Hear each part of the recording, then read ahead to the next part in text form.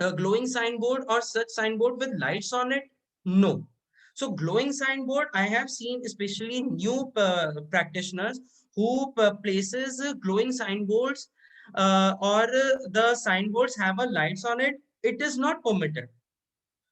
Can you use a big signboard? See, there is not it is one of the, the since the institute is no longer prescribes the size measurements, so it is on the judgment of a particular professional about the size of the signboard, and it could be of any size, while keeping in mind the visibility. So if you are on the 13th floor, of course you'll have a signboard of appropriate size. But if you are on the, you if you are on the ground floor, or if the things are visible, you cannot have a signboard of like so many foots. So it is at your own discretion, considering the appropriate visibility. Can you put a name board at your residence with designation chartered accountant? Yes. Can you put your firm's name at your residence? No, unless the firm office address is same. Okay, so can you put your firm's name board on national highway like advertisement boards, Sukhdev or Haveli restaurants, since it's Sonipat branch? So we have national highway. So like the restaurants can a CA, if he wishes that I should also have such a name board and I'll get publicity, can they do so? No, they cannot. Okay, now another topic I would like to quickly cover is the NOC and or communication with previous auditor.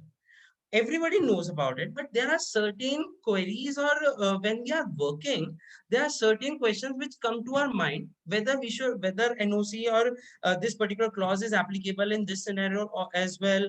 हमें इसमें भी लेना है क्या, tender वाले case में लेना है क्या? All these questions come to our mind. Okay, so just have a quick FAQs on this topic. So firstly, everybody knows about that communication is required with previous auditor, but which ICA regulation provide for it? It clause 8 of the first schedule to Chartered Accountants Act 1949 provides for it. I'm not going into the detail of what it provides, since it's in general domain. I'm just focusing on the FAQs, the frequently asked questions which everyone has in their mind. So is NOC mandatorily required from previous auditor? NOC is not required. NOC is not mandatory. No objection certificate is not mandatory. It's the written communication with previous auditor which is mandatory. So, if you have communicated with the previous auditor, that that means you have complied with the clause 8 requirement. Even if you have not received the NOC from the previous auditor, even then it is satisfactory thing. Your compliance is limited to the written communication with the previous auditor in the prescribed manner. If you have the proof that the previous auditor has received your communication,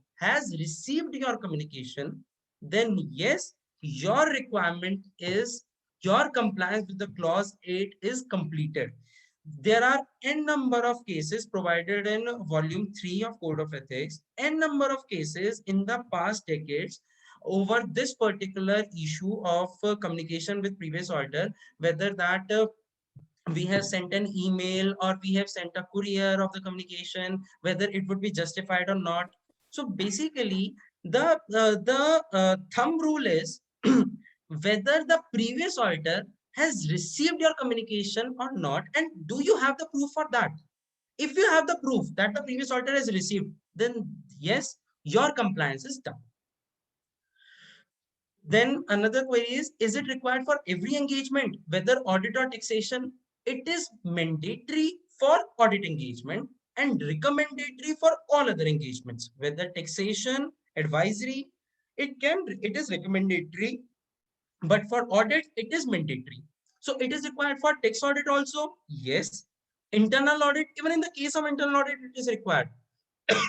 So the relevant provision of section Companies Act provides for internal audit, and yes, it is very well required for internal audit also. For stock audit also, it is required. We often forget about stock audit. Even in case of bank revenue audit, it is required. I have recently seen a case where there was a appointment of bank revenue audit of a particular branch of some tier 2 city, and in that case they did not have they did not opted for this previous order communication. So it was a flaw, or it was a non-compliance. So even in the case of bank revenue audit, it is required. Even in the case of bank concurrent audit, it is required. But when it comes to special audit under Income Tax Act, then it is recommended. Is it required for certifications? It is recommended.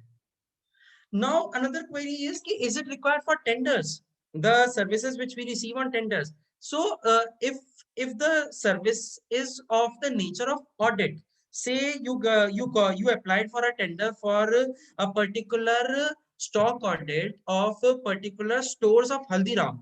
Okay, and in those cases, the stock audit needs to be done for certain outlets of Haldiram.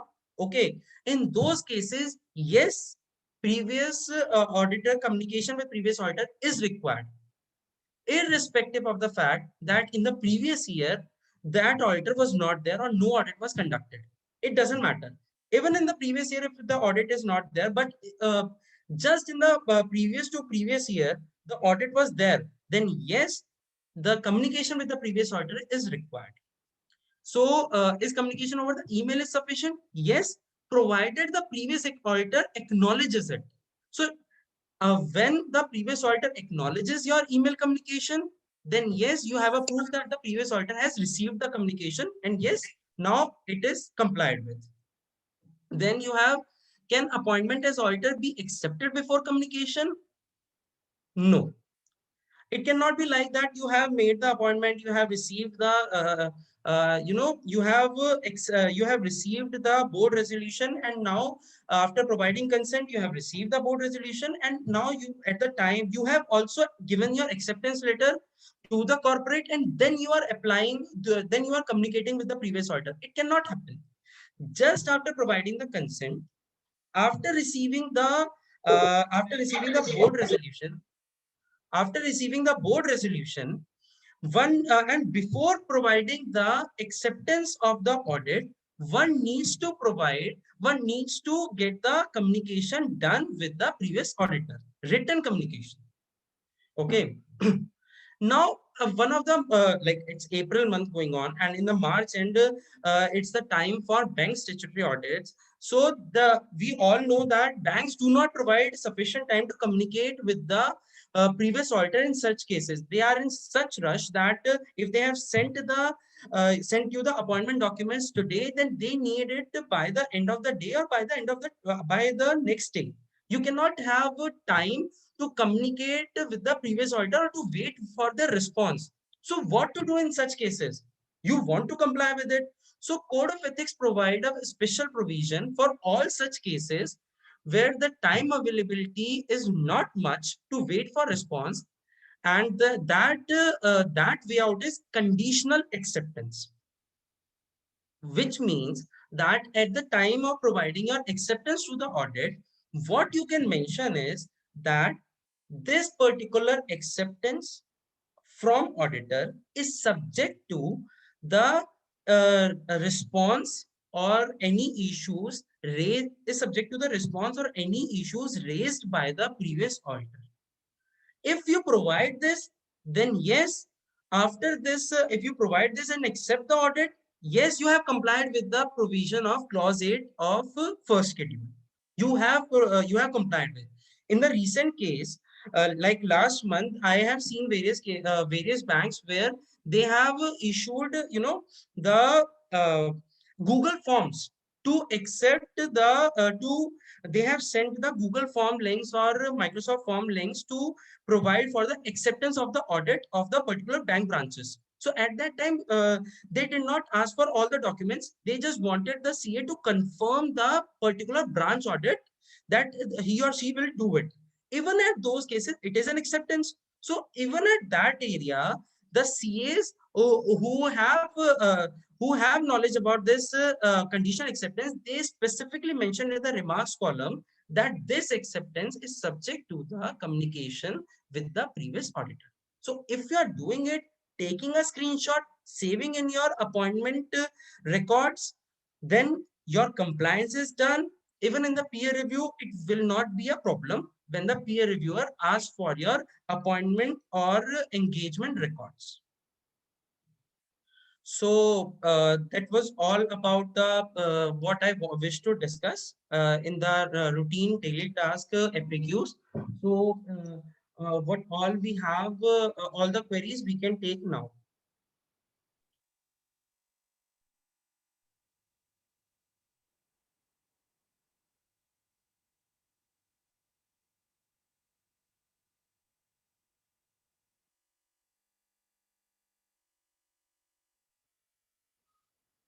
Sarash sir.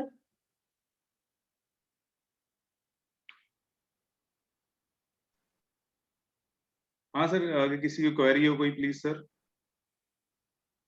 Sir वैसे एक query थी कि जैसे जो previous auditor sir, जब हम किसी को एनओसी लेते हैं प्रीवियस ऑडिटर से, तो प्रीवियस ऑडिटर सर किस किस पॉइंट पर ऑब्जेक्शन लगा सकता है सर? वो किस सर, वो नहीं है सर ऑब्जेक्शन। वो अपनी फीस वाला मैटर रेज कर सकता है कि उसकी फीस अभी पेंडिंग है, ठीक है ना, या वो ये बता सकते हैं कि भाई मेरा ये मैटर्स की वजह से they are making me to resign. वो ये सब previous auditor can provide you information, he or she cannot object your appointment अगर उसकी अभी फीस एक पेंडिंग केस है। सर, अभी जैसे इंडियन बैंक और इलाहाबाद बैंक का केस हुआ था, तो किसी हाँ मेंबर का फोन आया कि जब इंडियन बैंक से अपॉइंटमेंट हुई, इलाहाबाद बैंक का ऑडिटर ने ऑब्जेक्शन लगाया सर। तो वो कह रहे हैं जी हम क्या कर सकते हैं इसमें, क्योंकि देखो sir, empanelment is the hand of Indian bank. हाँ जी। तो उस पॉइंट पे सर क्या कंसर्न है, मतलब सर उस पे क्या, तो उन्होंने तो लगाया अपने अपॉइंटमेंट के ऊपर। अब सर वो तो कोर्ट में चल रहा है, उसमें तो मेरा कहना थोड़ी ठीक है sir. The matter which is subject to the appeal is not suppose to be commented upon. Okay okay, तो मैं इसलिए बोल रहा हूँ बेसिक ऑब्जेक्शनेबल पॉइंट्स क्या हो सकते हैं सर इसमें? नहीं वैसे सर ऑब्जेक्शन तो नहीं, प्रीवियस ऑडिटर आपको सिर्फ मैटर्स आपको बता सकता है कि ये है, एक्सेप्टेंस पे ऑब्जेक्ट नहीं कर सकता। साफ साफ it is provided in code of ethics कि क्लाइंट जो है वो चाहे जिस मर्जी को ऑडिटर रखे, वो उसकी कॉल है।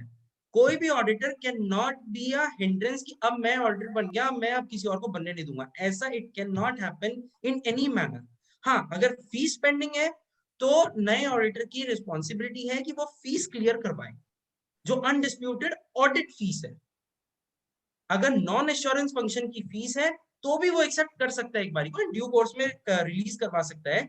लेकिन अनडिस्प्यूटेड जो ऑडिट फीस है, जो बैलेंस शीट में ऑडिट फीस प्रोवाइड करती, if it is unpaid then yes it needs to get paid. जी जी सर, जी सर। सर किसी और किसी मेंबर की क्वेरी है सर? हैंड्स तो रेज हुए थे। अनूप जी का हैंड रेज है सर। प्रमोद जैन सर, नमस्कार सर। नमस्कार सर। नमस्कार सर। नमस्कार नमस्कार आयुष भाई, कैसे हैं सर? बहुत बढ़िया। नमस्कार राजेश जी, सरस जी, बहुत बढ़िया। नमस्कार। तो सर अगर किसी की क्वेरी है या आपकी कुछ है so please let me know sir. As Pramod sir has arrived, so we all will listen to him.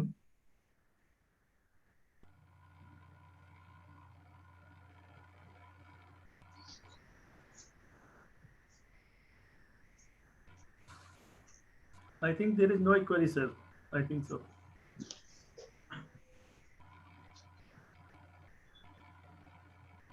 Sir एक क्वेरी आई है सर, मिस्टर सुनील ऑफिस में, घर में, रिलेटिव्स को कोई ना कोई प्रॉब्लम कुछ ना कुछ हो रही है।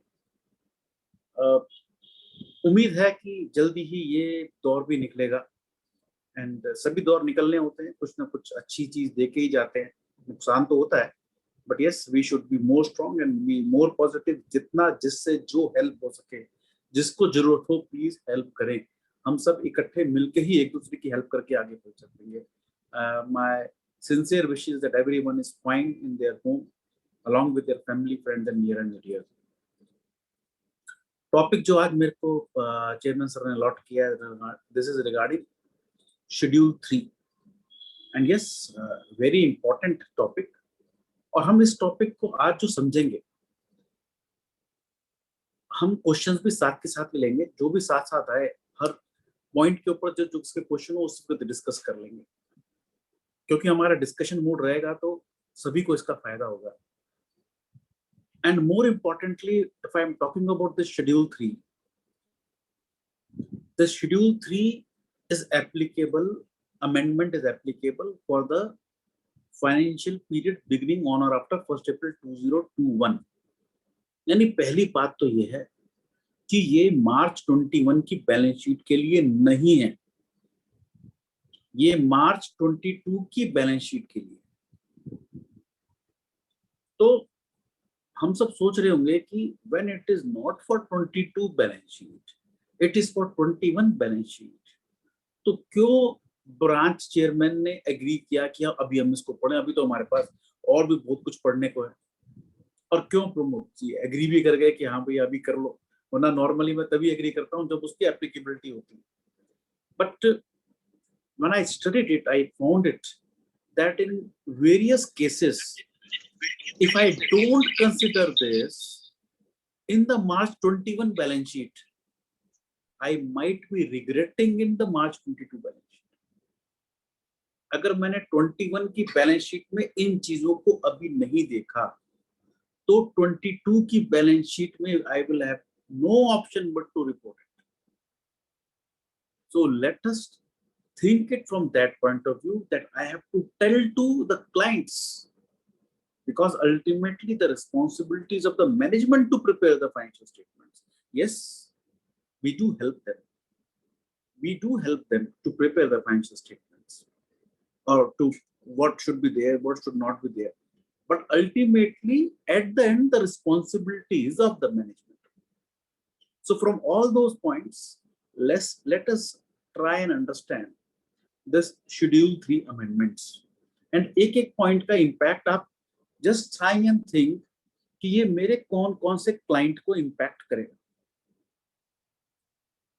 Before going to Schedule 3, one very important point regarding audit trail. The software should have the audit trail. You know, when it came, I suppose it was on 24th March, something like that. So everyone said 7-8 days के अंदर कैसे software के अंदर audit trail चालू हो जाएगा. And thankfully, everyone heaved a sigh of relief when there was a notification to extend it beyond a year. That is, ये मार्च 1 अप्रैल 21 से नहीं, 1 अप्रैल 22 से चालू होगा. सबने कहा चलो अब तो आराम हो गया. और दूसरा बात, ये सब लोगों ने सोचा ये तो सिर्फ कंपनीज के लिए है, बाकियों के लिए है. अब इसमें दो बातें एक बार हम समझें. पॉइंट नंबर 1, जितने भी मेरे कंटेम्परेरी और सीनियर फ्रेंड्स हैं या यंग मेंबर्स भी हैं जिन्होंने 11th 12th 1st 2nd 3rd year के अंदर ग्रेजुएशन के अंदर कॉमर्स पढ़ी, अकाउंटिंग पढ़ी, चाहे वो किताब आर.एल. गुप्ता थी, चाहे टी.एस. ग्रेवाल थी या कोई भी और किताब थी, कहीं पर ऐसा सिस्टम था कि आप कोई एंट्री करके डिलीट कर सकते हो, कोई एंट्री करके चेंज कर सकते हो? No. When the books were manual, at that time it was hardbound ledger, cash book, bank book. So once an entry was made in those books, it could have been only reversed. It could not have been deleted. Though certain accountants found innovative ways at those times, but that was not the law. Now, what is the real system of accounting that has been brought it into the law? And few of our businessmen are afraid. भाई अब तो ये audit trail पता लग जाएगा, मैंने कौन सी entry delete की, कब मैंने सारे खर्चे इकट्ठे डाल दिए, फिर 10-10 हजार करके उसको अलग कर दिया. You know, all those things अब तो सब पता लग जाएगा. लेकिन अकाउंटिंग का सिस्टम शुरू से था ही नहीं. So please tell the clients to have that habit. Second, हमारे कुछ मित्र सोच रहे हैं कि ये तो सिर्फ कंपनीज के लिए है, प्रोप्राइटरशिप पार्टनरशिप तो है नहीं. मेरे तो मैक्सिमम प्रोप्राइटरशिप पार्टनरशिप है, तो इसका तो इम्पैक्ट ही नहीं पड़ेगा. Please understand, when this audit trail is going to come or has already come, it will come in the software. सो अगर टैली होगा, बिजी होगा, सैप है, जो भी सॉफ्टवेयर यूज कर रहे हैं वो पूरे सॉफ्टवेयर के अंदर ऑडिट ट्रेल आएगा। और जब वो ऑडिट ट्रेल आएगा और कल को कोई भी डिपार्टमेंट, चाहे वो इनकम टैक्स है, चाहे वो जीएसटी है, they ask you, okay, which software are you maintaining the books of accounts, and you will say Tally, say okay there is the audit trail, share it with us. कोई भी department मांग सकता है ना, labour law वाला कोई भी मांग सकता है, सिर्फ एक single file and all audit trail. And secondly and more importantly, is it not the auditor's duty to see that what is the entries which are reflected into the audit trail? ऐसा नहीं है कि मैंने कोई entries late की, कर सकता हूं, I should have a reason thereof. So when I'll be auditing, have that audit trail, have the reason thereof. Because ultimately, चाहे वो कंपनीज एक्ट हो, चाहे वो इनकम टैक्स एक्ट हो, they would be asking the reason for the same. So you prepare your reason. नमस्ते अनुज भाई, welcome. So you prepare your reason for the same in your documentation, because ultimately the auditors will have to ensure that whatever the trail is reflecting, there is a reasonable reasoning for the same. If it is not there, client को तो issue है ही है, auditor को भी issue. So whatever there is, kindly document that. Kindly document that. Right? And any question on this audit trail?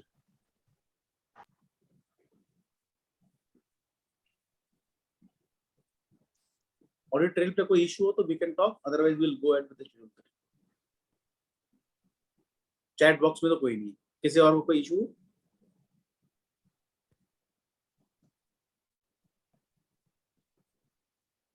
मोहित जिंदल जी का है, do we need to ask explanation for each such entry in the trail? Yes, you'll have to first see what is reflected in the audit trail. मान लीजिए उसके अंदर ये है कि आपने सारी एंट्रीज जो हैं लेट की, तो यू डॉक्यूमेंट कि भाई अकाउंटेंट नहीं था या उन्होंने एंट्री सारी की सारी लेट की, मैनुअल मेंटेन कर रखी थी. So if that is fine, that is fine, but deletion of an entry, why? So all those things has to be very very carefully seen. So as an auditor ये नहीं सुन रहा, ये ना काढ़ हुई रहा. ठीक है Mohit ji, any other question? Auditor की ड्यूटी तो रहेगी मोहित भाई, बिल्कुल रहेगी. चलिए, now let us go to the schedule 3 amendments. I am sharing a presentation.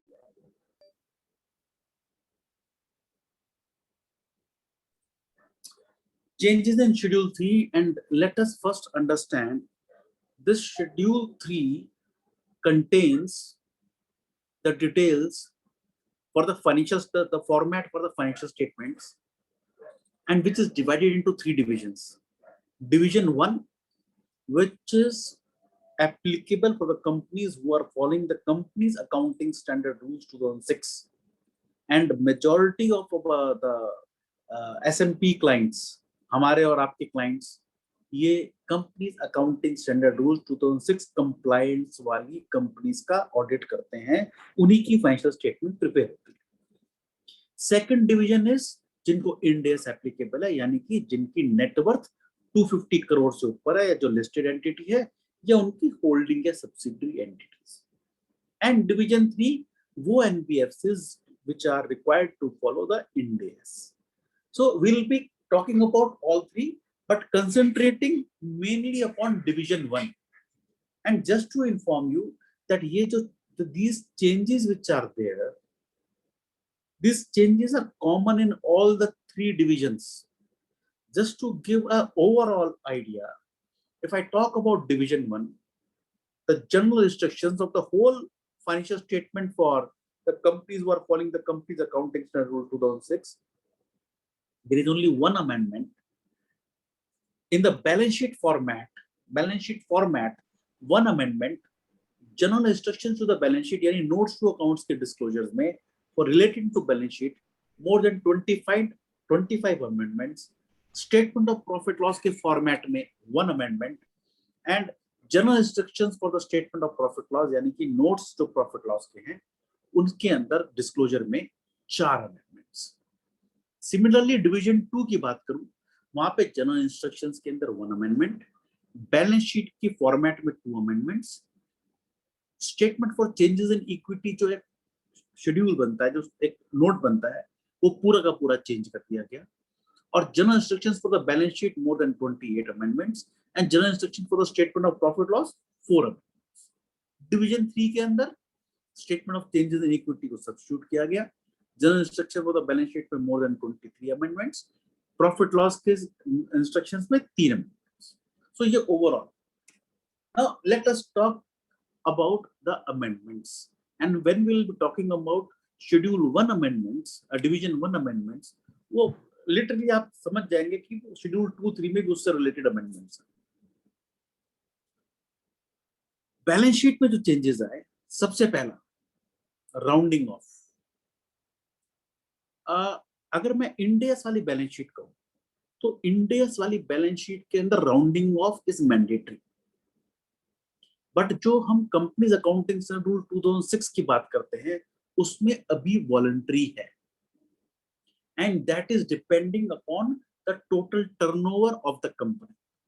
अगर किसी की total turnover is less than 100 crore तो मार्च 21 के लिए you can round it off to nearest 100, 1000, lakh, million, crore और डेसिमल दे।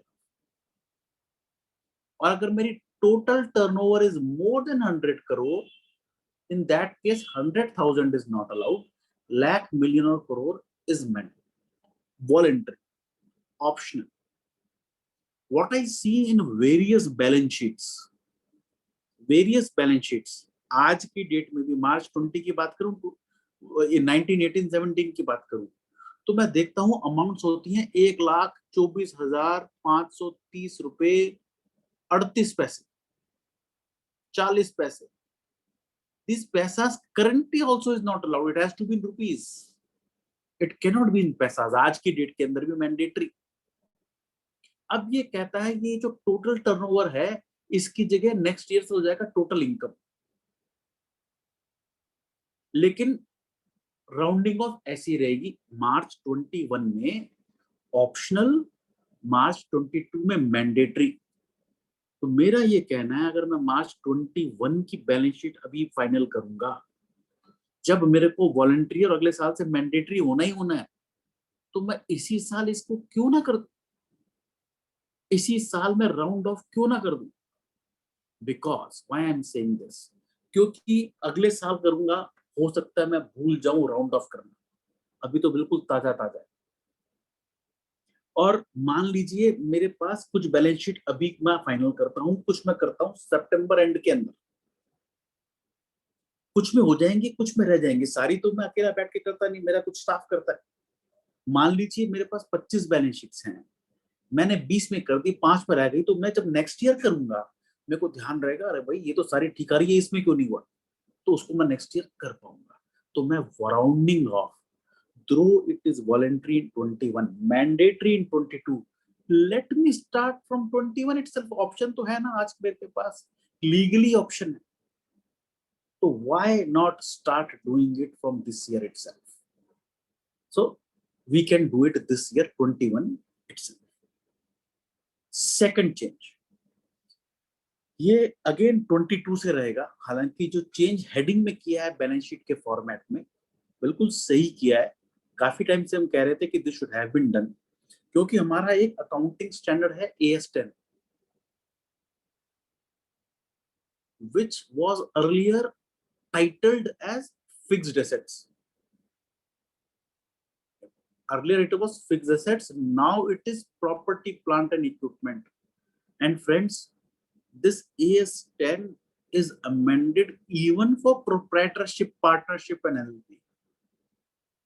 तो मैं proprietorship, partnership, LLP के अंदर भी मेरे को जो टाइटल यूज करना है वो प्रॉपर्टी, प्लांट एंड इक्विपमेंट करना चाहिए, फिक्स्ड एसेट्स नहीं करना चाहिए।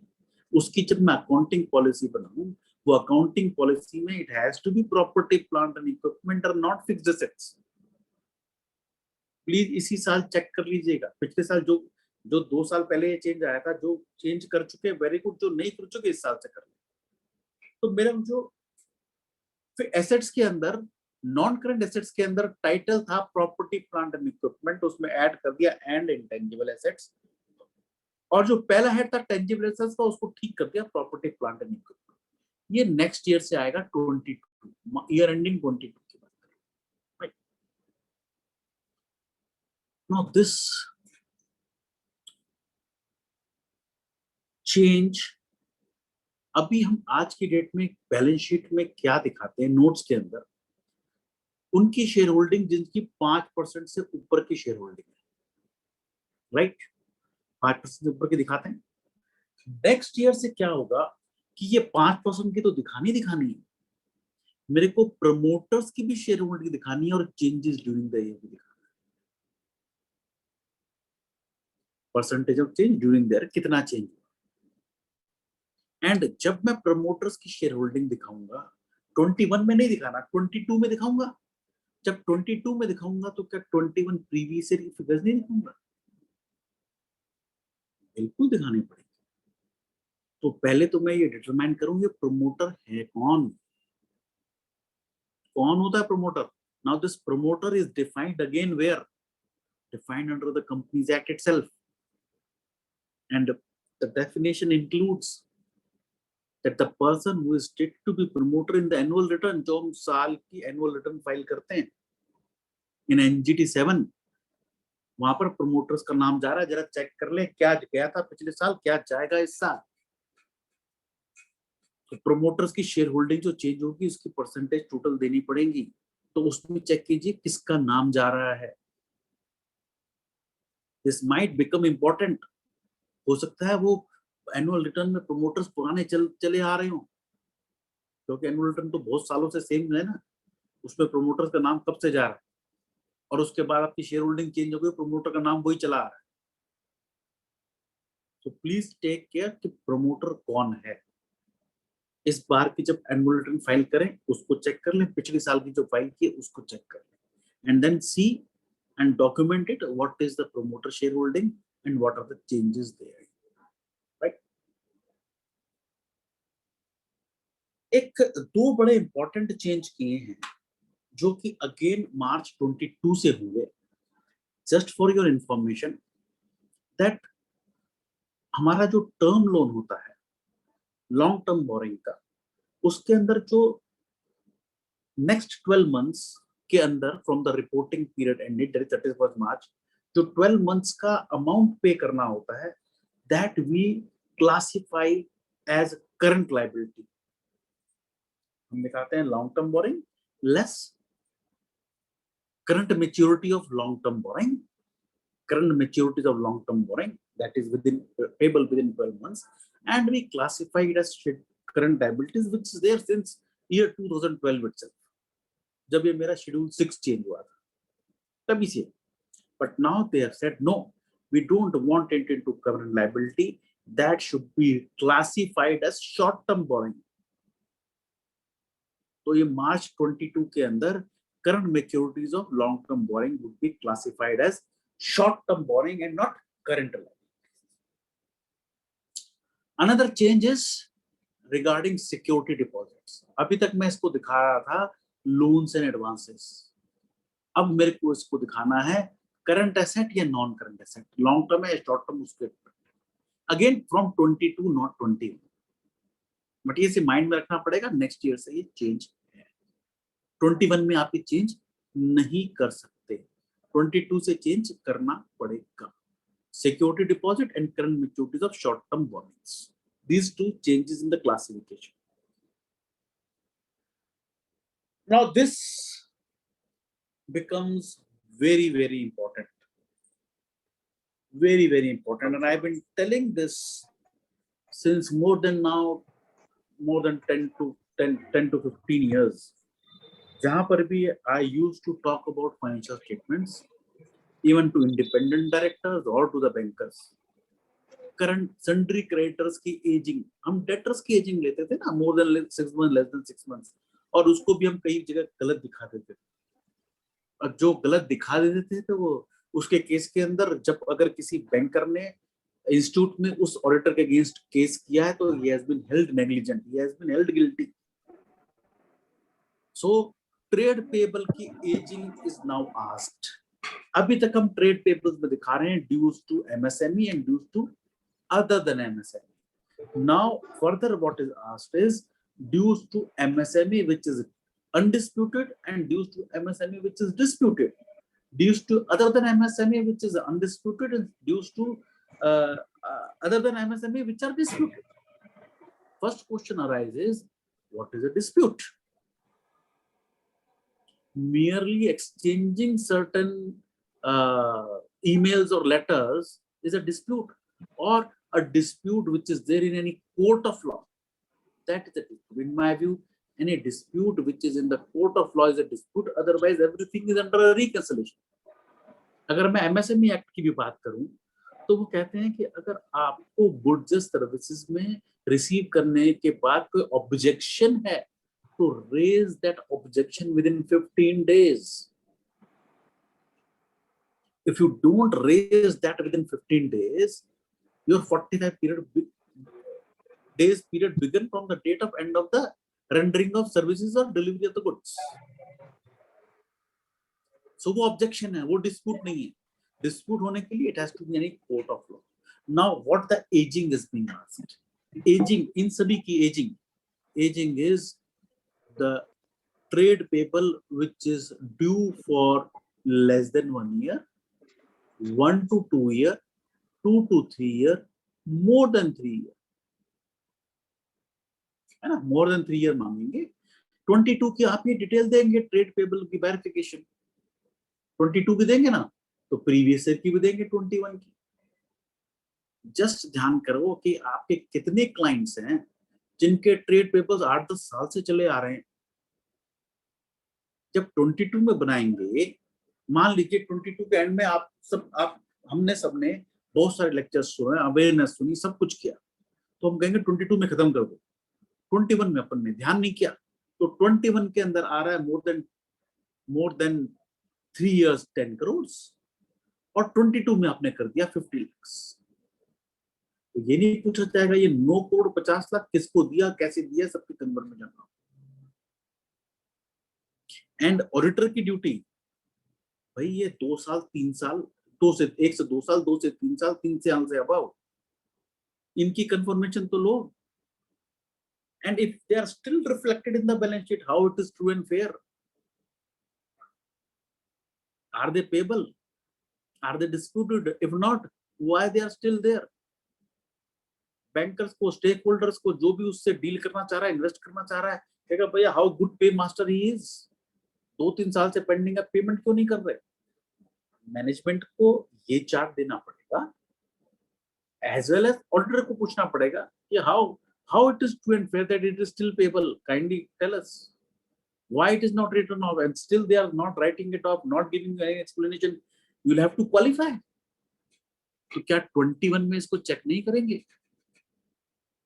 करना चाहिए, बिल्कुल करना चाहिए, नहीं तो ऑडिटर को भी इशू आएगा, असेसी को भी आएगा।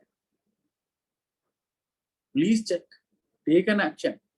And another thing, this balance sheet, will it not be filed before the income tax authorities? So जो more than 3 years हैं, will they not ask a question about the details thereof? Now this detail is easily available to everyone. अच्छा ये amount है, reconciliation करा दो हमारे को, किसका है, क्या है, नाम, एड्रेस, पैन, सब कुछ दो।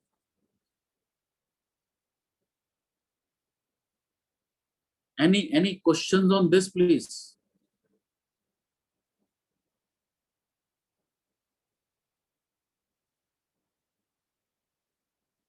हाँ जी, any questions on this, please? Trade payables की एजिंग।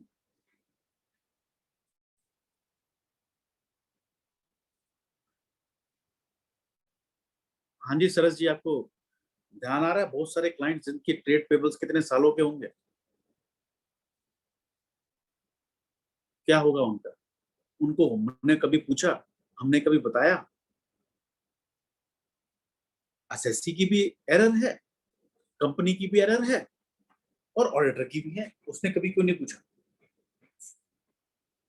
अब क्या करेंगे? So please tell all the clients कि 21 में ही इसको करेक्ट कर लें, जो नहीं पेबल है राइट ऑफ कर दें। टैक्स देना पड़ेगा 2, टैक्स देना पड़ेगा 2, you can not wait. So this trade payable very important and same is trade receivable. यहाँ पर अगेन डिस्प्यूटेड कितना है, डाउटफुल कितना है, डिस्प्यूट किया कि नहीं किया। यहाँ पे ageing less than 6 months, 6 months to 1 year, 1 to 2 year, 2 to 3 year, more than 3 year. भाई 3 साल से ऊपर पैसा नहीं आ रहा, 2 से 3 साल नहीं आ रहा। So why you are still saying that it is not doubtful? क्या confirmation है? Why you are not writing it off? Why you are not writing it off? तो जब मैं 22 की डिटेल दूंगा और मैं ये देखूंगा 21 के अंदर पिछले साल मेरा था 10 करोड़, इस साल हो गया 12 करोड़, मोर देन 3 इयर्स के, तो भाई बिजनेस कर रहे हैं, क्या कर रहे हैं? How it is true and fair कि ये पैसे आएंगे? मैं तो कह रहा हूँ आएंगे ही नहीं। आप कह रहे हो डिस्प्यूटेड भी नहीं है, डाउटफुल भी नहीं है, बढ़ते चले जा रहे हैं। आप फाइनेंस का काम कर रहे हैं, बिजनेस कर रहे हैं। Are they still existing parties और नॉट? प्लीज चेक, 21 में चेक कर लीजिएगा please. And unbilled dues, this item you will find in many companies or entities who are into service industry, construction contracts, softwares, AMCs, whatever it may be, service industry, unbilled dues, इसकी भी ageing, इसकी भी ageing. आपने billing नहीं की हो, कितने साल से पेंडिंग है? क्योंकि normally unbilled dues you raise the invoice within next 3 months, 6 months, maximum a year. So uski bhi hai. So transparency in the financial statement would be reflected, and once this is reflected into companies, तो income tax वाले भी इसी format पे आगे जाके यही details मांगेंगे proprietorship, partnership. तो me as an auditor should start asking it for all clients कि भैया ये डिटेल बना के दो। बहुत इंपॉर्टेंट है, because this will change the whole system. Trade payable की ageing, I have been talking about this. I remember पता नहीं कितने सेमिनार्स मैंने इंडिपेंडेंट डायरेक्टर्स और बैंकर्स के लिए, तो जहां मैं उनको कहता था ट्रेड पेबल्स की एजिंग क्यों नहीं मांगते। तो जितने भी मेरे परचेजेस में होते हैं, bogus bill, all those things, वो सब पेबल चले आएंगे ना। मैं कह रहा हूँ तो आप सब लोग को जो जिन को भी आइडिया है बैलेंस शीट्स के बारे में, they understand that what I am talking about. तो March 21 is the right time to get it corrected, please. If they are not payable, they are not receivable, write it off. Because the first responsibility to prepare a financial statement, which has to be true and fair, is of the management. Second is of the auditor to report a given opinion that they are true and fair. A trade payable receivable पे किसी का कोई भी view,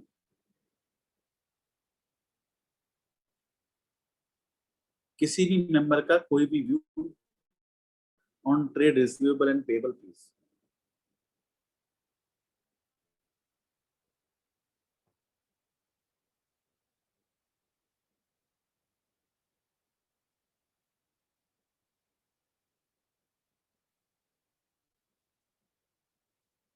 हाँ जी chairman sir, किसी का कोई view, क्या लगता है आपको?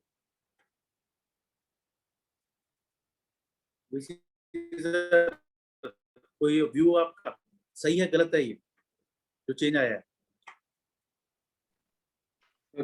चेंज तो ठीक है सर, मतलब गलत तो नहीं कह सकते।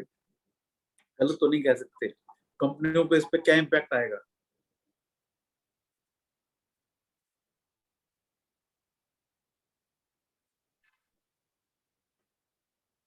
क्या वो उसको राइट ऑफ करेंगे? नहीं करेंगे तो ऑडिटर के ऊपर रिस्पॉन्सिबिलिटी कितनी बढ़ जाएगी। और टैक्स भी है सर, मतलब मोहित जी कह रहे हैं कंफर्मेशन ले लेंगे, बट आप रीजन नहीं पूछेंगे क्यों नहीं पेबल है, क्यों नहीं रिसीवेबल है, और कितने साल से पेंडिंग है। जब मोर देन 3 इयर्स है मोहित जी, तो 5 साल, 6 साल, 10 साल, तो ये क्या है मतलब? व्हाई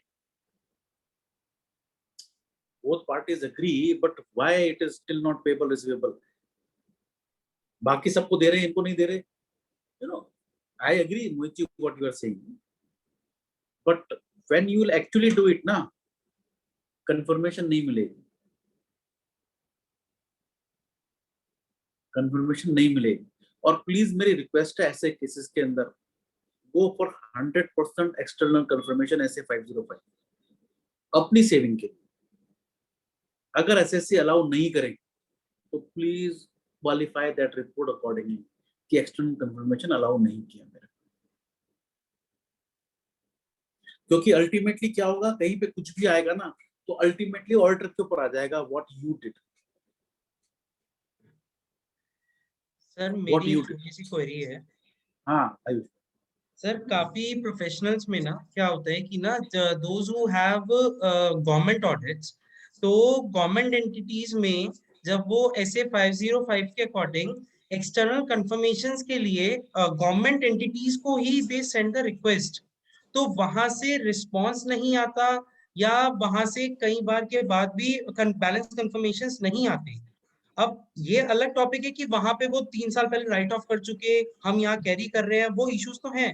बट जब इन केसेस में कंफर्मेशंस नहीं आते, तो उन केसेस में फिर इसका क्या सॉल्यूशन है सर, इस कंटेक्स्ट में जो हम अभी बात कर रहे हैं, ट्रेड पेबल ट्रेड रिसीवेबल वाले केस में? आयुष जी बहुत बढ़िया पॉइंट। आप ये समझे कि जो मेरे गवर्नमेंट के अंदर है normally when goods are rendered or services are goods are delivered or services are rendered to a government, they generally don't become bad, देर सवेर पेमेंट जरूर आती है unless there is some quality issues in the goods or services। तो ये हम नहीं कह सकते कि उन्होंने राइट ऑफ कर दिया, वो जनरली एक बार एक्सेप्टेड है तो they don't write it off, there could be a delay, but of course they have their own ledger accounts। तो उस केस के अंदर I have to go with the further agreed on procedures कि भैया payment कैसे आ रही है, bill to bill आ रही है कि नहीं आ रही, वो मेरे को करना पड़ता है 505 के साथ, then it is quite fair। but other than government में मानते हैं कि yes, if it is government dues the delay could be 2-3 years। काफी जगह नेचुरल है, ये काफी जगह नेचुरल है, but others, हाँ जी, अदर्स तो वही है सर, स्पेशली अगर ग्रुप कंपनीज हो, वो तो वही है सर जो आप कह रहे हैं, बिल्कुल वही है। so now we have to tell to the clients, you gear up, we should not worry, this we have not brought in, this the government has brought in, they want the clarity and it is good for us, our risk is going down ना, auditor risk तो कम हो रहा है, clear disclosure है, मेरे को उसको verify करना है, और डिस्क्लोजर नहीं करता I have to qualify, as simple as it is, I have no option।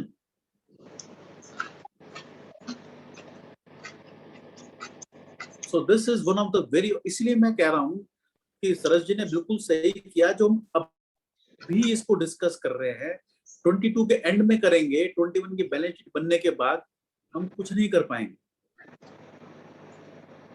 तो 21 के अंदर जितना कर सकते हैं, अगर मैंने इस साल वर्किंग कर ली तो काफी कुछ लाइन में आ जाएगा, जो उनको एक्शन लेना है they have got time to take the action.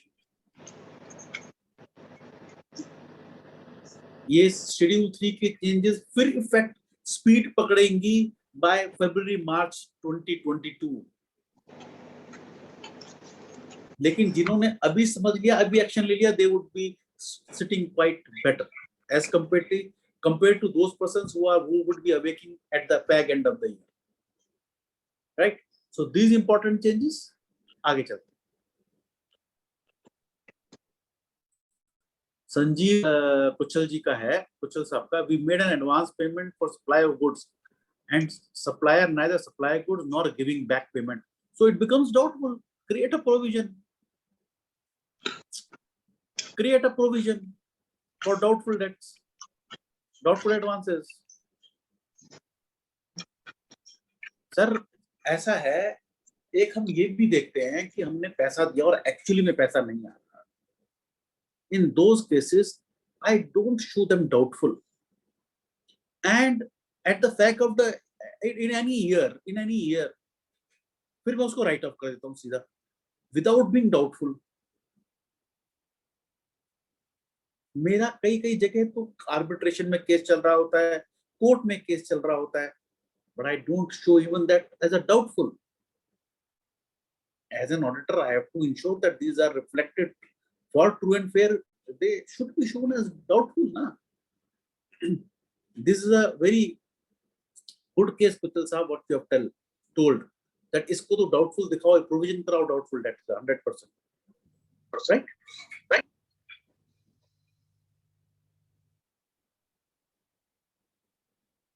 Another important aging asked, capital WIP. अभी कुछ हमारे मित्र कह रहे थे, शुक्र है ये मेरा सिर्फ WIP का एजिंग नहीं मांगा, इन्वेंट्री का WIP, ये सिर्फ कैपिटल वर्क इन प्रोग्रेस का मांगा. कैपिटल वर्क इन प्रोग्रेस या फिर इंटेंजिबल एसेट अंडर डेवलपमेंट, क्या वो इन प्रोग्रेस है या वो टेम्परली सस्पेंडेड है या जो कि ओवरड्यू है और जो अपनी कॉस्ट को एक्सीड कर गया है फ्रॉम द ओरिजिनल प्लान, तो ये कब कंप्लीट होगा उसकी भी एजिंग देनी है. इस कब कंप्लीट होगा या कब से प्रोग्रेस है, ageing again less than 1 year, 1 to 2 year, 2 to 3 year, more than 3 year. ये कब से चल रहा है, कब कैपिटलाइज करोगे? ये चलता ही आ रहा है या रुका हुआ है, सेम अमाउंट चला आ रहा है WIP में पिछले 10 साल से, कब तक कंप्लीट होगा? नहीं तो why it is not written off. So why not? Because when I will have to give it in 22, I'll have to give it for 21 again and again. I am repeating. So better है मैं इसी साल check कर लूं कोई capital WIP है क्या है, तो whatever is the status, kindly document it as an auditor. ये प्रॉपर्टी प्लांट एंड इक्विपमेंट और इंटेंजिबल एसेट्स के अंदर एक रिकंसिलिएशन के अंदर एक लाइन आइटम है कि अगर कोई चेंज है due to revaluation and if that change is more than 10% और more in the aggregate of the net carrying value, तो उसकी लाइन आइटम सेपरेट इन्होंने ऐड कर दी गई, ये कि आपको सेपरेट दिखाना. Another change which is to be shown in the notes to the accounts are the title deeds of the immovable property not held in the name of the company. अगर आपको याद हो तो कारो 2015-16 में ये चेंज आ गया था that if the property is not held in the name of the company, then the auditor is required to disclose in the Caro report. Now Caro 2020 में भी इसको हल्का सा अमेंड किया और नोट्स में भी डाल दिया कि वो not in held in the name है, उसकी तो डिटेल देनी है, साथ में ये भी देना है कि क्या वो लिखा होता किसके नाम से, साथ में ये भी है if held in the name of the promoter, director or relative of promoter, director, employee of the promoter, director. ये notes to the accounts में जाएगा और ऑडिटर को कारो में रिपोर्ट करना है 1C. ऑडिटर को कारो में रिपोर्ट करना है 1C, बट मैनेजमेंट को ये नोट्स में डालना है. मैनेजमेंट को ये पहले नोट्स में डालना है. So please check. They will have to check immovable property. They will. हम पहले क्या करते थे, उनसे MRL लेते थे, मैनेजमेंट रिप्रेजेंटेशन लेटर, वो तो अब भी लेंगे, but now they have to give it into the notes. तो लिटरली हम आगे कुछ चेंजेस देखेंगे ना, वो हमारे को ये लगेगा कि MRL को नोट्स में डलवा लिया, जो हम उनसे पूछते थे वो नोट्स में डलवा लिया. तो इसका इम्पैक्ट क्या है? मैं इस साल करूं 21 में भी इसको चेक करवा लूं उनको बोल के, कल को वो 22 में जाएं और कहते मेरे को चेंज करना था, किया नहीं है, कहते भाई आपका बैलेंस शीट में आएगा नेक्स्ट ईयर से। अगर आपका प्रॉपर्टी प्लांट एंड इक्विपमेंट की रीवैल्यूएशन हुई है तो क्या वो रीवैल्यूएशन रजिस्टर्ड वैल्यूअर ने की है? आज की डेट में क्या होता है कि मैं अगर रिवैल्यूएशन करता हूं तो वो रिवैल्यूएशन किसी से भी करा लेता हूं। दो under the Companies act the specified section 247 and other sections, whether it is 62, 42 or any other section, so many sections are given where the valuation is required, in that case they say it has to be done by the registered valuer, and this registered valuer is the valuer who has cleared the course by the IBBI. You know, we have been saying to the MCA, SEBI and others कि कहीं पर भी कोई valuation companies act की, चाहे financials में होना चाहे इंडेस में होना, इंडेस में भी वैल्यूएशन बहुत होती है लेकिन वहां पर वो किसी से भी करा लेते थे। तो we have been saying them to them कि यहाँ पर आपको ये जो वैल्यूएशन करानी है वो रजिस्टर्ड वैल्यूअर से करानी चाहिए, पर वो किसी से भी करा लेते थे।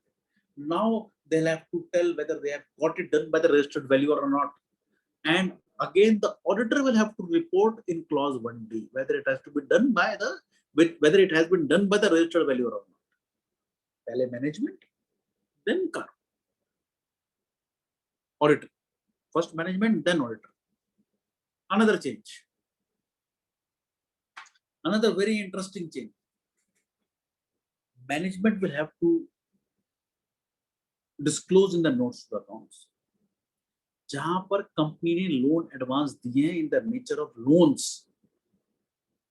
दिए हैं, granted to promoters, directors, KMP and related parties, जो कंपनी एक्ट के हिसाब से रिलेटेड पार्टी है, एएस 18 के हिसाब से नहीं, 48 2B के हिसाब से नहीं, as per companies act section 2 subsection 74 उसके हिसाब से, that whether these are given severally or jointly, whether they are repayable on demand या फिर without specifying any term period और पेमेंट। हम नॉर्मली क्या होता है, लोन होता है चाहे लिया या दिया, हम कई बार कहते हैं कि उसका एग्रीमेंट होना चाहिए, तो हाँ जी बना लेंगे जरूरत पड़ने। क्या है उसके एग्रीमेंट टर्म्स?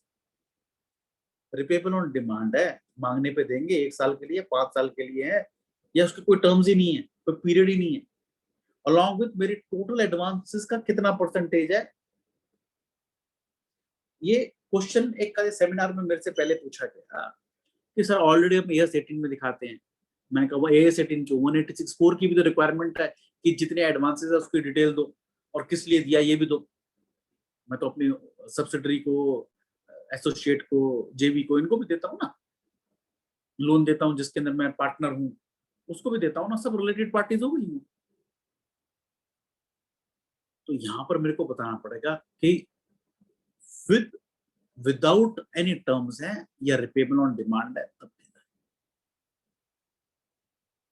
और मेरे को कारों में क्लॉज 3 में लोन्स ड्यू एडवांसेस के ऊपर पूरा रिपोर्ट करना होता है।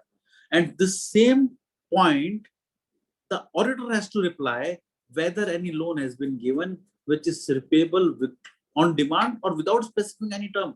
तो ऑडिटर ये कहता था, ये कहेगा क्योंकि 2020 में चेंज आया है, मैं कहां से पता करूं? तो first duty has now casted on the management. तो आप ये देखेंगे what we are discussing the further changes, these changes are actually to help the auditor to report in the car. Management will first have to give in the notes, and suppose there are certain loans and advances which is not reported in the notes, then auditor will give in the report that they have not disclosed the same, they have not given the information to us। एक बड़ा अच्छा question आया कुछ दिन पहले। Now कारो कि मैं ऑडिटर को रिपोर्टिंग करनी है, कारो में ऑडिटर को रिपोर्टिंग करनी है, बट कई ऐसी कंपनीज है जिसमें कारो एप्लीकेबल ही नहीं है।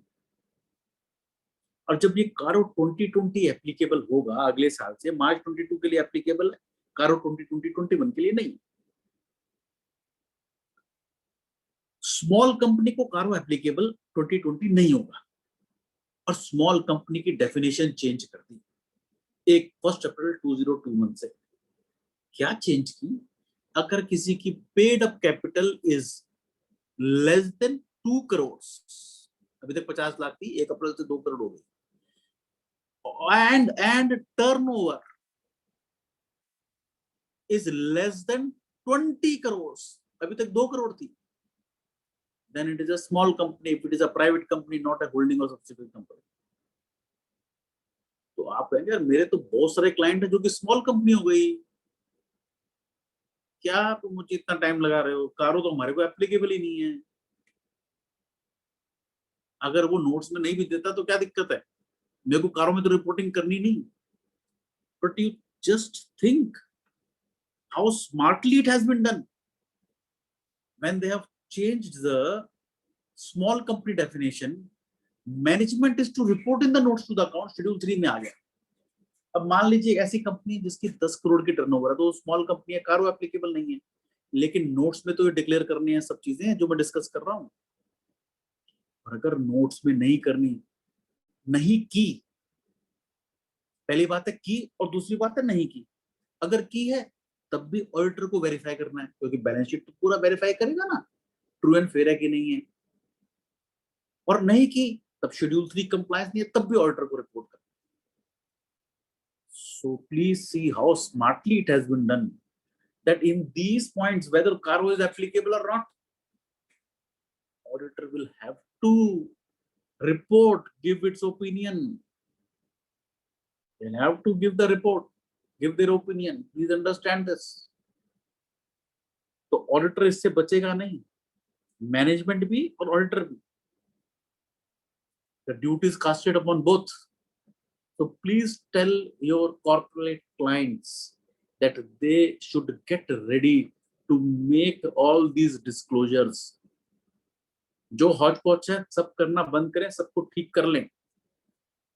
21 में तो अभी भी बचे, 22 में नहीं बच पाएंगे, सब ठीक कर करा ले अभी। Tell them another amendment. कंपनी ने बोरिंगली from the bank financial institution और स्पेसिफिक पर्पस जिसके लिए ली थी उसके लिए यूज नहीं की। Details of where used, auditor को कारो में 9C में रिपोर्ट करना है फॉर टर्म लोन ओनली, यहाँ पर मैनेजमेंट को फाइनेंशियल स्टेटमेंट में भी रिपोर्ट करना है।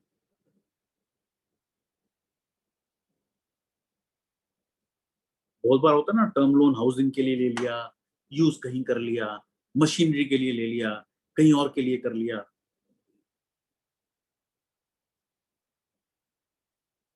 All these are now to be disclosed. Duty is casted, I'm repeating again and again, first on the management, second on the auditor. Auditor need not worry, he'll have to tell to the management. It is the duty of the management to ensure that जिस चीज के लिए पैसा लिया है उसके लिए use किया जाए। जितने भी हमने चेंजेस बोले हैं, आपको मैनेजमेंट को बताना सब ठीक कर लो, सब ठीक कर लो। Please take care. Benami property की डिस्क्लोजर करना है। बेनामी प्रॉपर्टी ये नहीं कि मेरे पास कोई बेनामी है, बेनामी प्रॉपर्टी की डिटेल तब देनी है अगर कोई प्रोसीडिंग्स हैव बीन इनिशिएटेड और pending against the company under the prohibition of बेनामी एक्ट, प्रॉपर्टी एक्ट। प्रोसीडिंग्स चालू नहीं तो ना कंपनी को कोई दिक्कत है ना ऑडिटर को दिक्कत है। ऑडिटर बोलेगा नन हैज बीन इनिशिएटेड, पहले मैनेजमेंट लगेगा none initiated, then they will be saying none initiated, right. बहुत इंपॉर्टेंट पॉइंट, कंपनी की बोरोइंग है बैंक से, फाइनेंशियल इंस्टीट्यूशन से, स्टॉक और डेटर्स के लिए, और वो क्वार्टरली रिटर्न फाइल करता है, क्वार्टरली स्टेटमेंट देता है, क्वार्टरली डेटर्स की, स्टॉक की debtor details bank. So the management have to see whether they are in agreement with the books of accounts or not. And if not, a reconciliation and reason for the material discrepancy notes में देने हैं।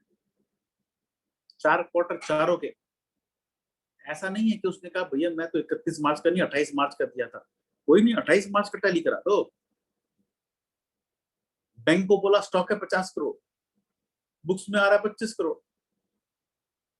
First management, then the auditor, this reconciliation has to be given. क्या reason हो सकता है? And again when 22 के लिए देंगे रिकंसिलिएशन, 21 के लिए भी देंगे, इस साल भी चेक कीजिएगा। तो अगले साल तो देना ही है, अब इसे तैयार कर लो। कारों में रिपोर्टिंग कब है? जब मेरी बोरिंग 5 करोड़ से ऊपर है। ऑडिटर तो बच गया अगेन, बट कहां बच गया?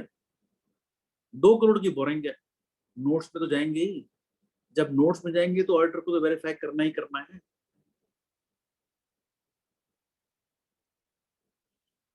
Any views on this point again, because यहाँ पे भी बहुत सारी चीजें हैं।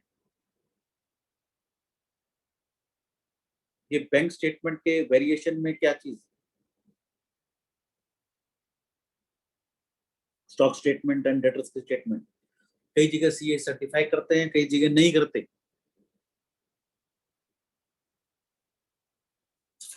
यहां पर कहीं कोई issues?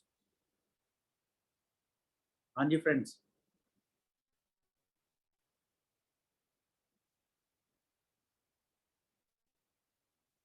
any views, comments on this point?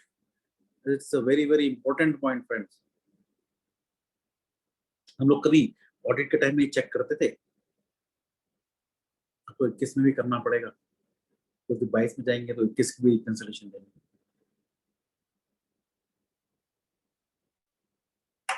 हाँ जी, किसी का कोई व्यू? सूरज जी, राजेश जी, आयुष जी, ये stock statement, debtors, quarterly. Sir इसमें एक ये बताइए, जैसे मान लो लेट सपोज जो स्टॉक स्टेटमेंट है सर, अगर मैनेजमेंट ने हमें कुछ और स्टॉक स्टेटमेंट दिखाया और बाद में सबमिट कुछ और करा था, उसको कैसे हम एज एन ऑडिटर ट्रेस कर सकते हैं सर? मतलब क्योंकि सर बैंक में सबमिट जो हुआ है वो चीज सर, क्योंकि कई बार रिसीविंग नहीं मिलती बैंक से सर। एग्रीड। तो पहले तो अब तो मैनेजमेंट अपने नोट्स में भी यही देगा कि उसने ये दी है। अगर वो वहां पर फ्रॉड कर रहा है, वहां पर बता रहा है कि मैंने ये दी है, सर मतलब हमें तो बाद में पता चलेगा ना कि उसने क्या दिया वहां पे, और हमें तो जो मिल गया हमने तो वो मान लिया। भाई हम तो क्या करेंगे as a practice, we will just write to the banker, as a practice will write to the banker, क्या दिया हमारे को शेयर कर लो, या हम उनको बोलेंगे जो वहां पे सबमिट कराया है उसकी एक्नॉलेज कॉपी दो हमारे को, उसकी एक्नॉलेज कॉपी दे दो हमारे को। वी आर नॉट इन्वेस्टिगेटर्स ना। अगर कल को कहीं पकड़ा जाएगा तो फिर मैनेजमेंट पकड़ा जाएगा। As an auditor I have to see okay what you have submitted, kindly give us the acknowledgement copy. कहते नहीं है तो करा के लाके दो, हमको नहीं पता, otherwise we will have to qualify ना, we have no other option.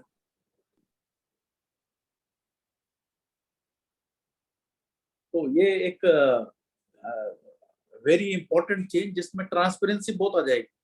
And again these all things are done by few businessman who are trying to manipulate the systems. तो उसको ठीक करने की बात, और ये सभी कंपनीज के लिए हो गया, whether small or big, Reliance or small ABC. So it is good for the overall system. And these changes you just visualize. Is it not good for the auditors? हमारा रिस्क कितना कम हो जाएगा अगर company सब कुछ सही तरह से काम करेंगी, तो we would be able to give quality services to them. So that would be great for us also and for the management also. उनको भी ठीक करना ही पड़ेगा option, right? Ratios, you know, ratios notes में disclose करनी है अगले साल, along with the numerator and denominator. क्या numerator में कैसे अराइव किया, और अगर 22 और 21 के अंदर इन दोनों की वेरिएशन है मोर देन 25%, तो उसका एक्सप्लेनेशन भी देना है। हालांकि ये मेरे को अपने ऑडिटिंग में वैसे ही करना चाहिए, करता भी। See the ratios, current ratio, debt equity, ये तो आपने सब देखी होंगी। Inventory turnover, trade receivable turnover, trade payable turnover, भाई रेशियो कितनी आएगी इसकी अगर आप चेक करेंगे कि मेरी टर्नओवर है 100 करोड़ और इन्वेंट्री है 80 करोड़, मैन्युफैक्चरिंग पीरियड है मेरा कितना, 2 दिन का, turnover 100 crore, trade receivable 110 crore, क्या बिजनेस कर रहा हूं, ट्रेड पेबल 120 करोड़, क्या रेशियोज बनेंगी और क्या कहानी चल रही है, कितनी सारी चीजें सामने आएंगी। एंड प्लीज सी कारो 19 क्या कहता है, ऑडिटर को रिपोर्ट करना है, that is the company capable of meeting it's liabilities existing at the date of the balance sheet on the basis of the financial ratios, aging, expected dates of realization of the financial assets, payment of financial liabilities, बाकी और इनके management plans वगैरह के हिसाब से।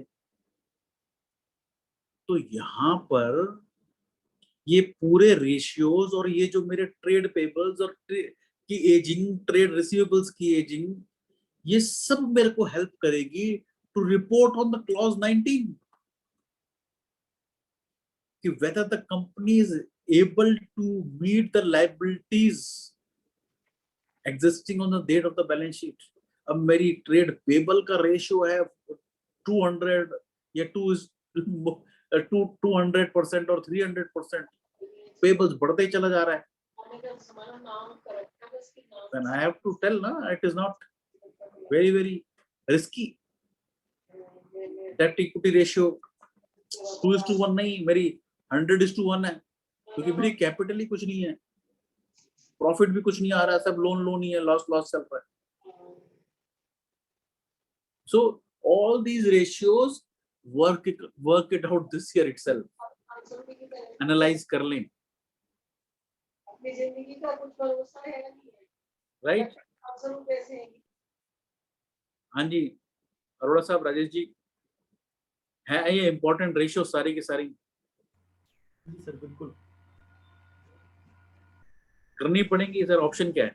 Yes sir, 22 के लिए करनी पड़ेगी, 21 से कंपेयर करनी पड़ेगी, ऑप्शन ही नहीं है ना मेरे पास।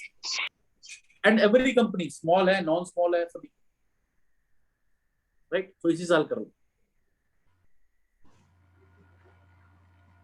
Details where company is declared wilful defaulter by the bank, FI RBI के हिसाब से, ये तो ऑडिटर को रिपोर्ट करना है 9B में, तो मैनेजमेंट बता देगी कि कभी डिक्लेयर हुई है कि नहीं हुई, हम वरना पहले लेते उससे रिप्रेजेंटेशन, अब रिप्रेजेंटेशन की जरूरत नहीं, यही से पता लग जाएगा,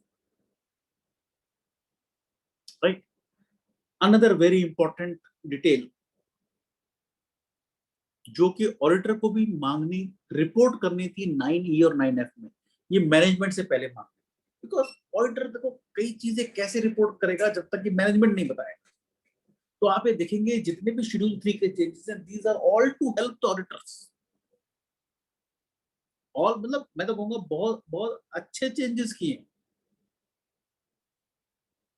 इतनी क्लैरिटी, इतने transparency, disclosures, it should be on the management, it has been brought on the management कि आपका यूटिलाइजेशन क्या है of the borrowed funds and share premium, जहां पर कंपनी ने पैसा दिया है to any other person or entity including foreign entities, now these all three termed as intermediaries बोलेंगे, with the understanding whether in writing or otherwise that intermediary shall directly or indirectly lend or invest in other persons or entities identified in any manner who are ultimate beneficiaries, or provide any guarantee or security, भाई मैंने तेरे को पैसा दिया और तू आगे उसकी गारंटी दे दे या आगे उसके अंदर इन्वेस्ट कर दे, पर्पस इस तरफ यही था जो कंपनी ने पैसा दिया।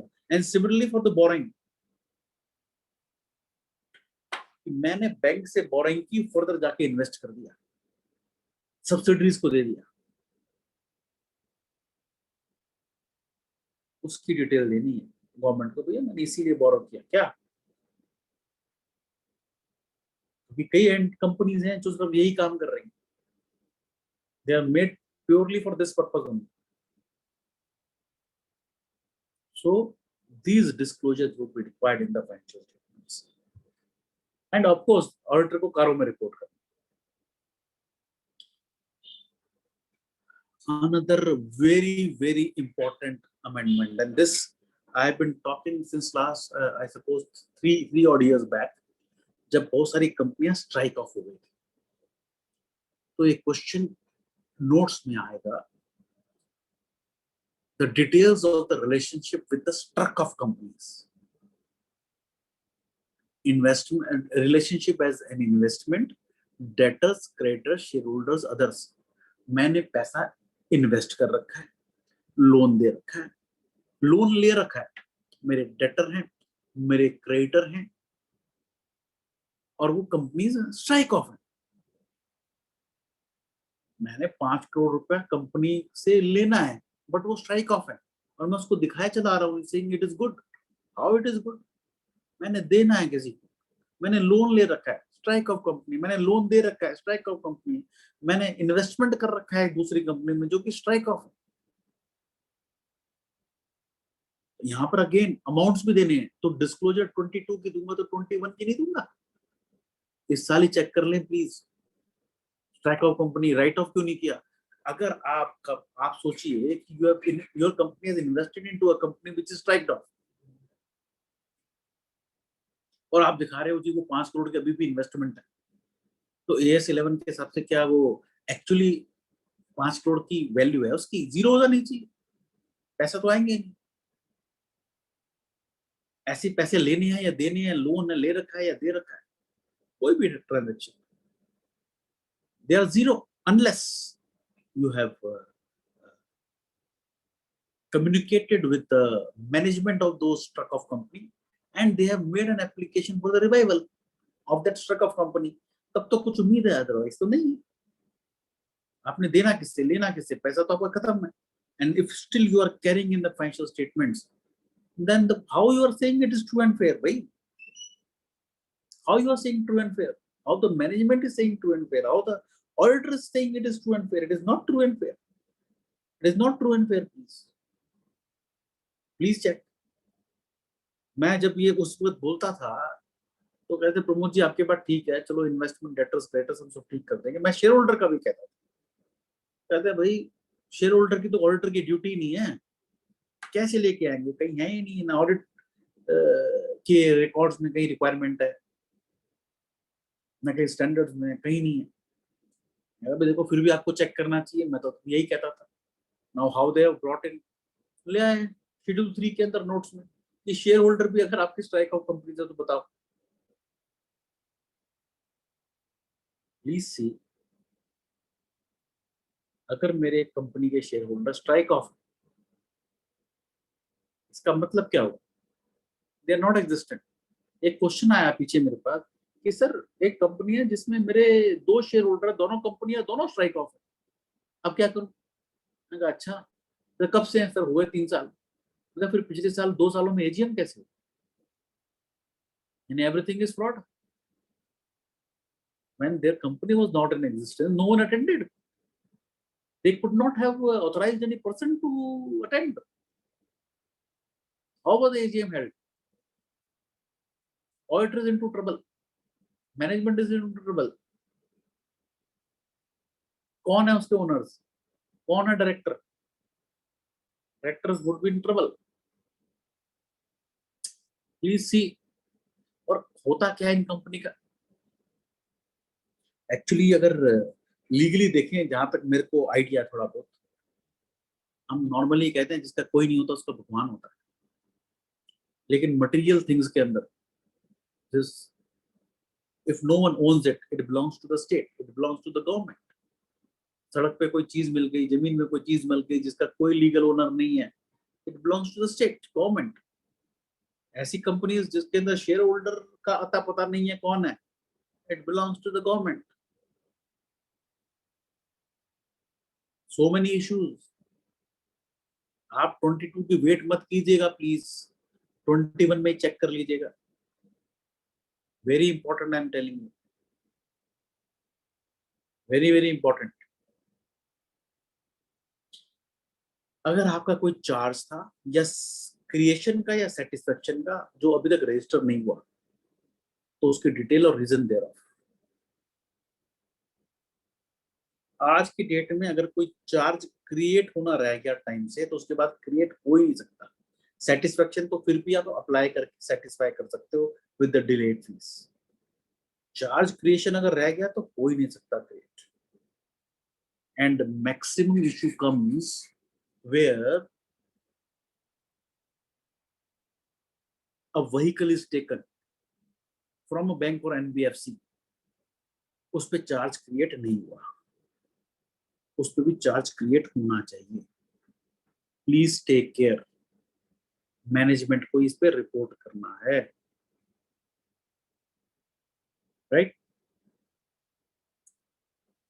Compliance with the number of layer of companies, कि एक कंपनी ने दूसरी में इन्वेस्ट किया, दूसरी कंपनी ने तीसरी में किया, तीसरी ने चौथी में तो नहीं किया, अलाउड नहीं है as a subsidiary. There are rules for the number of layer of companies, rules are there.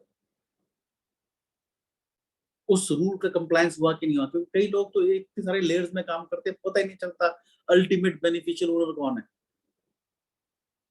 तो आपकी जो कंपनी का है, मैनेजमेंट बताएगी कि they are complying with the layer of companies और not, and then order will have to be reporting it, right. अगर आपकी कंपनी में कोई मर्जर डिमर्जर ये सब हुआ है, तो उसकी जो अकाउंटिंग हुई है वो एज पर द स्कीम जो आपकी अप्रूव हुई है उसके हिसाब से हुई कि नहीं हुई, और वो अकाउंटिंग स्टैंडर्ड्स के अकॉर्डेंस है या नहीं है, वो पहले मैनेजमेंट ने बताना है, और फिर ऑडिटर ने उसको ट्रू एंड फेयर कहना है, राइट। ये थी बैलेंस शीट पे चेंजेस। और ये जो डिस्क्लोजर्स की बात हमने की है, these disclosures are same in division 2 as well as division 3, दोनों में सेम, दोनों में सेम। प्लीज इन तक कोई चेंज, कोई डिस्कशन, कोई पॉइंट?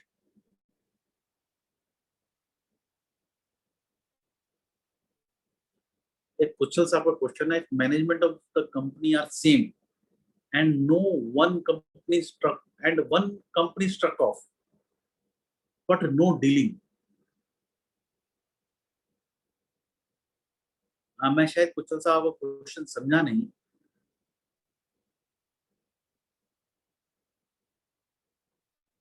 मैं आपका क्वेश्चन शायद समझा नहीं, बट नो डीलिंग, डीलिंग की बात नहीं है, रिलेशनशिप है, उसके साथ बैलेंसेस है कि नहीं है, मेरे share holder, investment, debtors, creditors कुछ होंगे तभी इम्पैक्ट, वरना नहीं।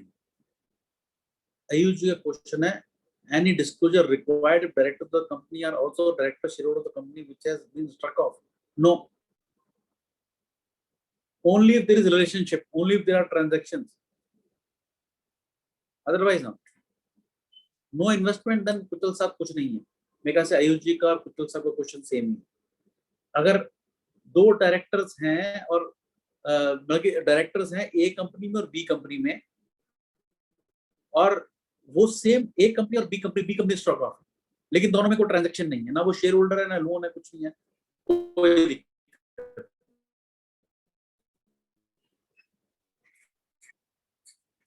और कोई question in the balance sheet notes?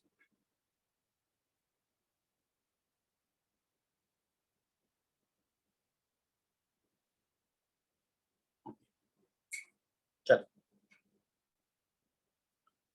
Profit loss में ऑफ कोर्स क्योंकि मेरा राउंडिंग ऑफ टोटल रेवेन्यू की जगह टोटल इनकम पे हो गया, तो उसका जो टाइटल था टोटल रेवेन्यू का, उसको चेंज करके टोटल इनकम कर दिया गया। सेकंड इज, जो मेरा रेवेन्यू फ्रॉम ऑपरेशंस है, उसके अंदर एक लाइन आइटम ऐड की, ग्रांट्स और donation receive, that is for only section 8 companies.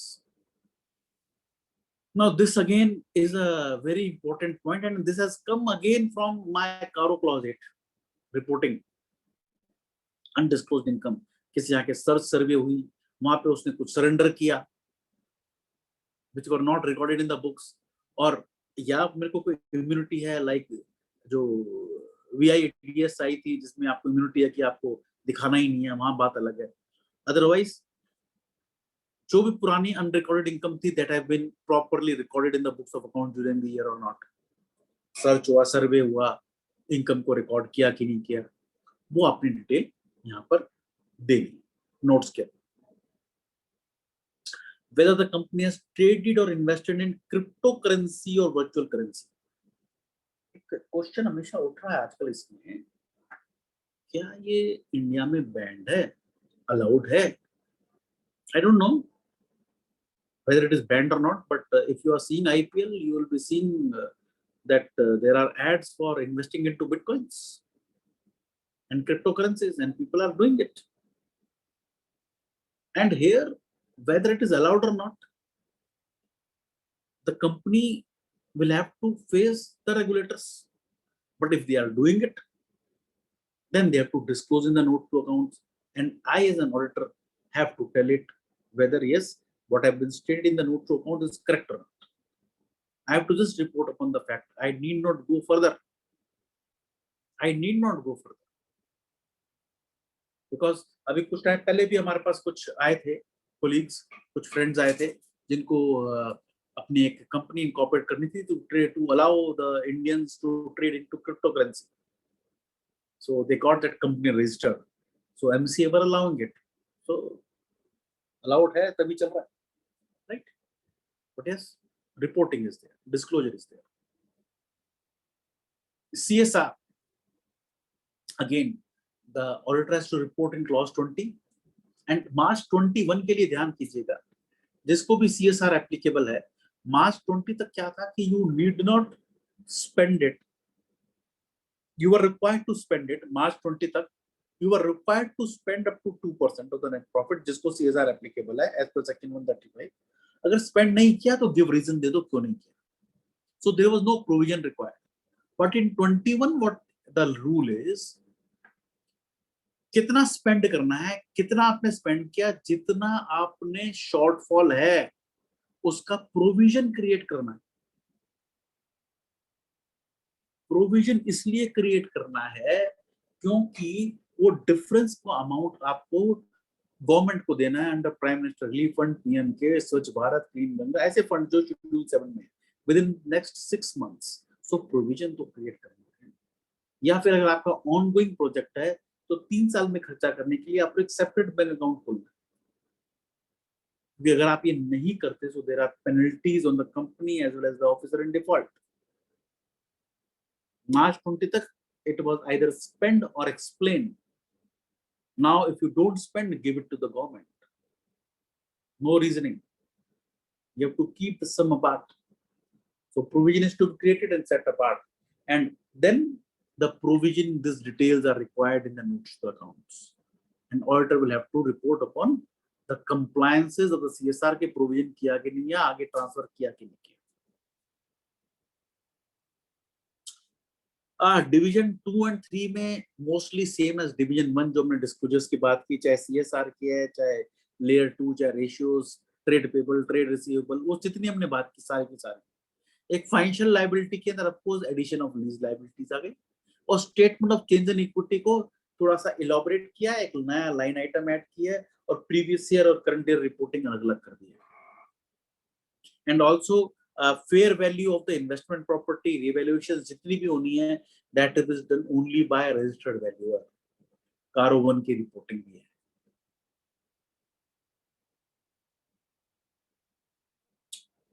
Right. So division 2 and 3 में ये चेंज, और डिवीजन 3 के अंदर जो रेशियोज हैं वो एनबीएफसीज के लिए ये रेशियो है जो कि आरबीआई में रिक्वायर्ड.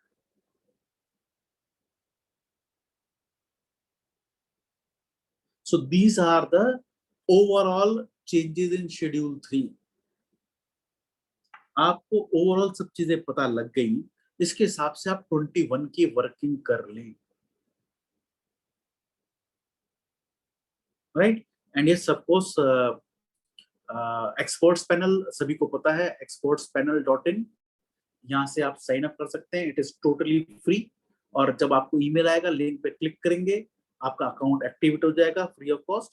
आप फिर कोई भी क्वेश्चन पूछ कर सकते हो, you can ask, and category wise income tax, GST, company law, RBI, FEMA, and you can search the existing questions. Just type here and search. बहुत सारे articles, presentations, videos, notification category wise आपको मिल जाएंगे. So you can help this. More than 25,500 answers have already been given by 115 experts throughout the countries. So anyone can use this for their day-to-day practice, right? And of course, this presentation I'll be uploading on this website as well as this free mobile app. Experts panel का भी mobile app है, इसका भी mobile app है. यहाँ पे सारे updates, ready to use charts हैं since year 2007, which can be very useful for your day-to-day updating of the knowledge. Thank you very much for your very patient hearing. Any questions? We have finished well before the time, क्योंकि schedule 3 को हमने अभी इतना detail में नहीं करना था. हमें अभी सिर्फ एक ओवरव्यू करना था ताकि we are getting ready for the current. Ashish Kansal ji का है, total of previous year CSR amount, should we make provision for that amount also if it is less spent in the previous years? Kansal साहब, मैंने इस पर एक बहुत छोटा सा वीडियो भी बनाया था. मैंने ये कहा था कि आपने पिछले सालों के अंदर क्या कॉल ली थी. मान लीजिए मार्च 18 था या मार्च 19 था, तो what did you say in your notes, what did you say in the director's report? You said that I am not able to spend, I am not spending. Did you create a provision? Because certain companies created a provision. So when you have created a provision in the previous years और वो मार्च 20 में भी चला आ रहा है, 21 में भी चला आएगा, तो आपको 22 में वो स्पेंड करना पड़ेगा. आपको 21 में स्पेंड नहीं किया तो उसको आपको गवर्नमेंट को देना पड़ेगा. अगर आपने प्रोविजन क्रिएट नहीं किया था, then you need not create provision for the same. So what call you had taken in those years? See your director's report. Any other question, any other point of discussion we can take it.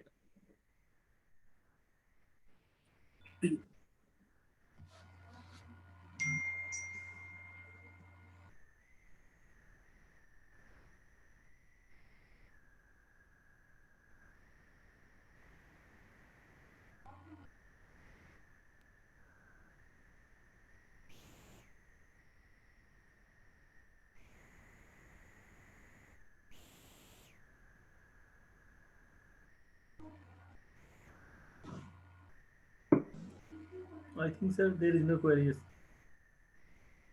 निकाल से और कोई query है नहीं. हाँ जी sir. Thank you so much sir for such a wonderful